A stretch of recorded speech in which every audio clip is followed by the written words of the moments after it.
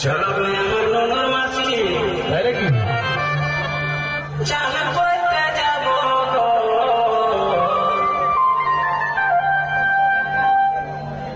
যথায় যথায় বলবে সাবান লাগাই দিব যথায় যথায় বলবে তুমি সাবান লাগাই দিব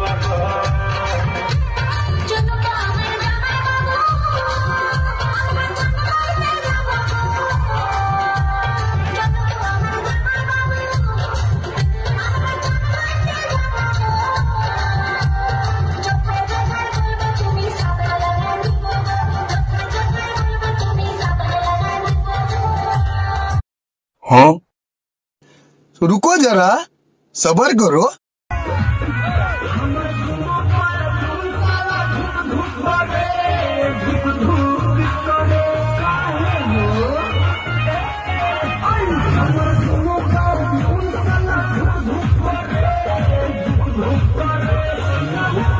नीचे